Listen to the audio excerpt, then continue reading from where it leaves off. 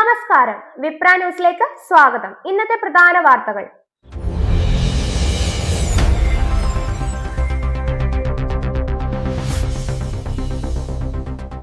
ഇന്ന് അർദ്ധരാത്രി മുതൽ രാജ്യവ്യാപക പൊതുപണിമുടക്ക്.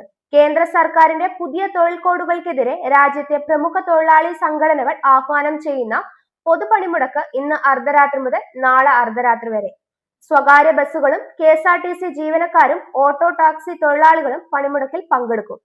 കേരളത്തിൽ INTUC പണിമുടക്കിന്റെ ഭാഗമല്ല.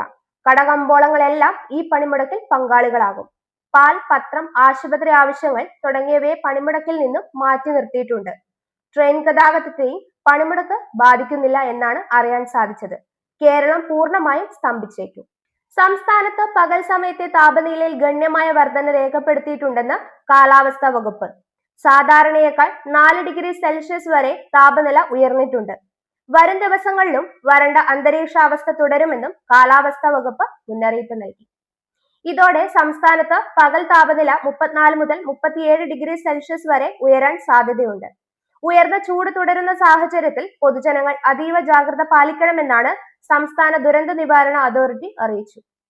തീ തുപ്പിയുള്ള കാറിന്റെ അഭ്യാസ പ്രകടനം. ഉടമയുടെ ലൈസൻസ് സസ്പെൻഡ് ചെയ്യും.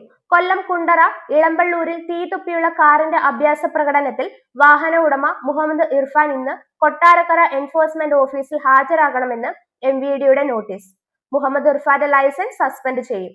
വാഹനത്തിന്റെ RCയും റദ്ദാക്കും. കാർ രൂപമാറ്റം വരുത്തിയത് വരുമാനം ഉണ്ടാക്കാനെന്നും പോലീസ് കണ്ടെത്തി. വാഹനം ഇന്നലെ മുഖത്തലയിലെ വർക്ക്ഷോപ്പിൽ നിന്ന് കസ്റ്റഡിയിലെടുത്തിരുന്നു. ഇന്ത്യൻ ഉൽപ്പന്നങ്ങൾക്കുമേൽ ചുമത്തിയിരിക്കുന്ന 25% തീരുവ നീക്കം ചെയ്ത് American customs and border protection വിജ്ഞാപനം ഇറക്കി.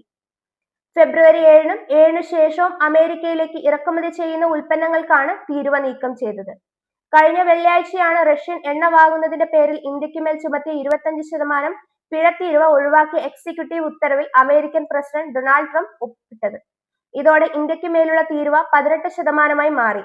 നേരത്തെ റഷ്യ-യുക്രൈൻ യുദ്ധ പശ്ചാത്തലത്തിൽ റഷ്യയിൽ നിന്ന് എണ്ണ വാങ്ങുന്ന രാജ്യങ്ങൾക്കെതിരെ ട്രംപ് ഭരണകൂടം കർശന നിലപാട് സ്വീകരിച്ചിരുന്നു. T20 ലോകകപ്പിൽ പാകിസ്ഥാനെതിരായ നിർണായക മത്സരത്തിന് ദിവസങ്ങൾ മാത്രം ബാക്കി നിൽക്കെ ഇന്ത്യൻ ടീമിന് കനത്ത തിരിച്ചടി. ഇന്ത്യൻ ഓപ്പണറും ലോക 1-ാം നമ്പർ T20 ബാറ്ററുമായ അഭിഷേക് ശർമ്മയെ വയറിലുണ്ടായ അണുബാധയെ തുടർന്ന് ഡൽഹിയിലെ സ്വകാര്യ ആശുപത്രിയിൽ പ്രവേശിപ്പിച്ചു. തിങ്കളാഴ്ചയാണ് താരത്തെ ആശുപത്രിയിൽ പ്രവേശിപ്പിച്ചത്. ബുധനാഴ്ച നമീബിയക്കെതിരായ മത്സരം ഡൽഹിയിൽ നടക്കാനിരിക്കെ താരം കളിക്കുമോ എന്ന കാര്യത്തിൽ വലിയ അനിശ്ചിതത്വം നിലനിൽക്കുകയാണ്. ഞായറാഴ്ച കൊളംബിയയിലാണ് ഇന്ത്യ-പാകിസ്ഥാൻ പോരാട്ടം നിശ്ചയിച്ചിരിക്കുന്നത്. ഇതുപോലുള്ള ന്യൂസ് അപ്ഡേറ്റുകൾക്കായി വിപ്ര ന്യൂസ് സബ്സ്ക്രൈബ് ചെയ്യുക.